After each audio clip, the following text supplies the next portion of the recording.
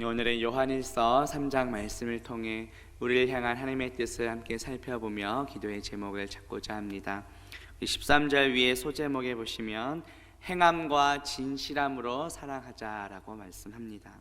오늘 말씀을 통해 먼저 우리를 사랑하신 예수 그리스도를 본받아 우리도 행함과 진실함으로 사랑하는 저와 성도님들 되시기를 주님의 이름으로 바라겠습니다. 본문 13절 보시면 형제들아 세상이 너희를 미워하여도 이상히 여기지 말라고 말씀합니다. 사도 요한은 지금 형제들아 라고 말하고 있습니다. 이 문자적으로는 같은 어머니에게서 태어난 혈육이지만 성경에서는 예수 그리스도 안에 속해 있는 성도들을 가리킵니다.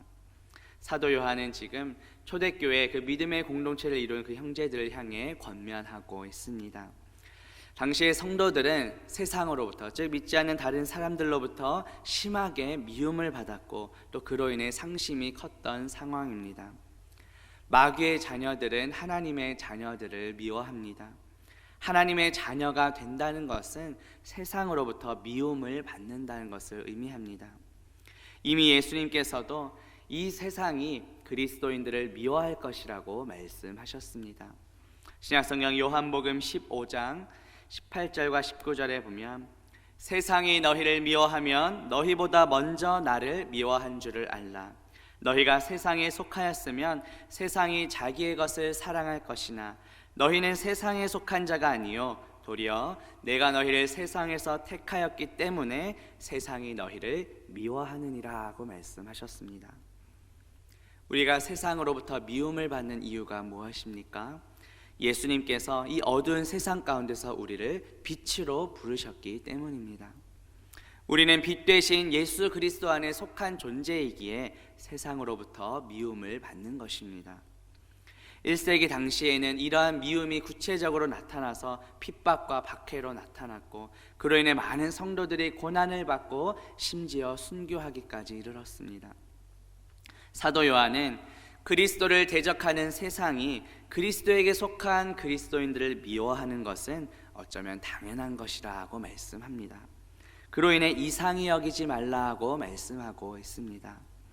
본문 14절 보시면 우리는 형제를 사랑함으로 사망에서 옮겨 생명으로 들어간 줄을 알거니와 사랑하지 아니하는 자는 사망에 머물러 있느니라고 말씀합니다.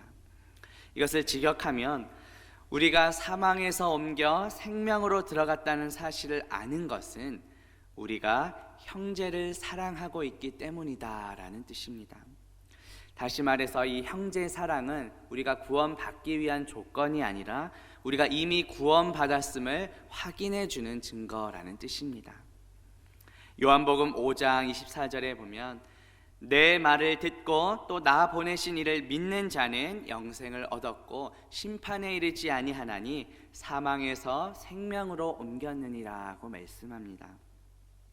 우리가 사망에서 생명으로 옮겨지고 심판을 면하고 영생을 얻을 수 있는 조건이 무엇입니까?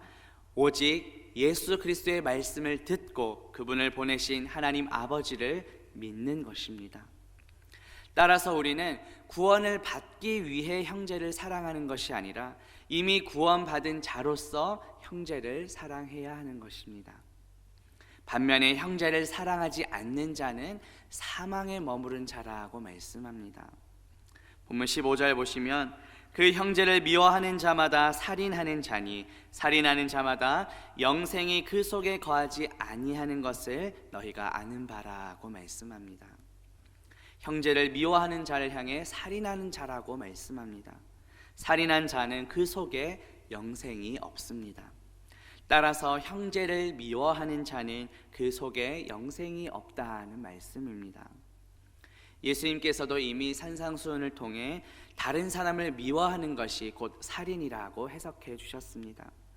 사도 요한은 형제를 미워하는 자들에게는 영생이 없다고 말하면서 우리 그리스도인의 삶에서 형제 사랑이 얼마나 중요한지를 강조합니다.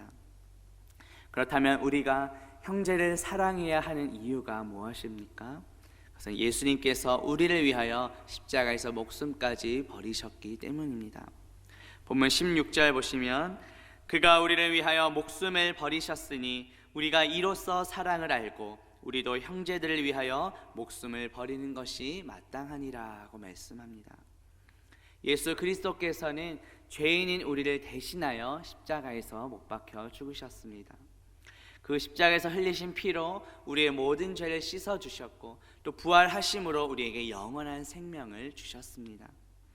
우리의 죄악된 옛사람은 이미 십자가에 못 박혔고 십자가를 통해 예수 그리스도의 영원한 생명이 우리에게 주어졌습니다.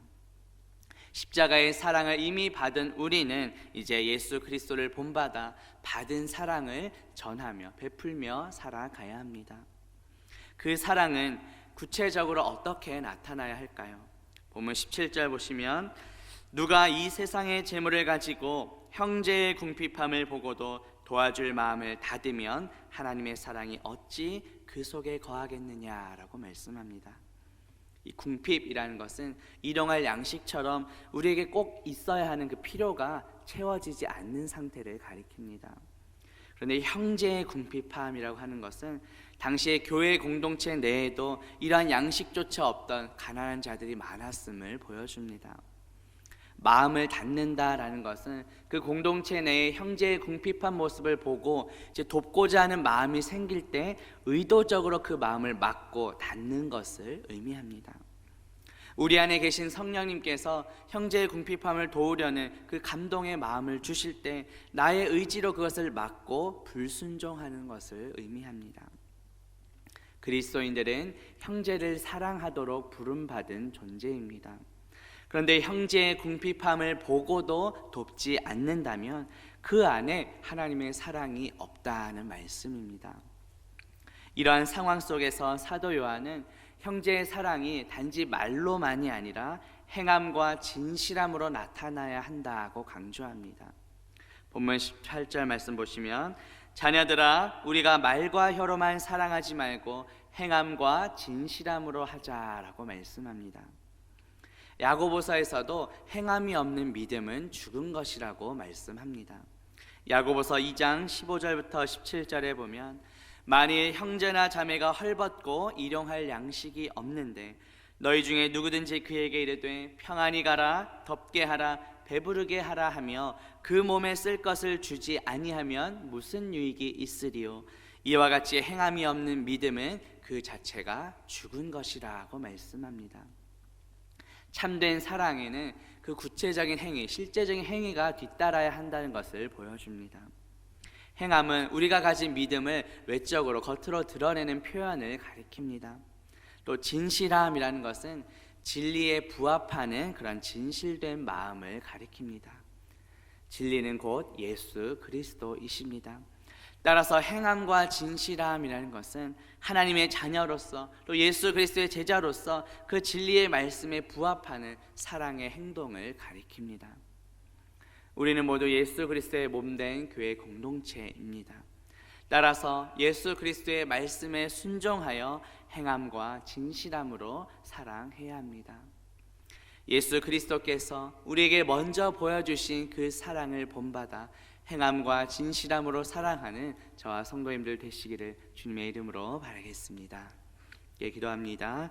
하나님 아버지, 오늘 말씀을 통해 행함과 진실함으로 사랑하는 것이 무엇인지 우리가 왜 그렇게 해야 하는지 깨닫게 하시니 감사합니다. 예수 그리스도께서 우리를 위해 십자가에서 죽으시고 우리에게 영원한 생명을 주셨음을 믿습니다. 먼저 보여주신 그 사랑을 본받아 행함과 진실함으로 사랑하는 우리 모두가 되게 하옵소서. 예수 그리스도의 이름으로 기도합니다. 아멘.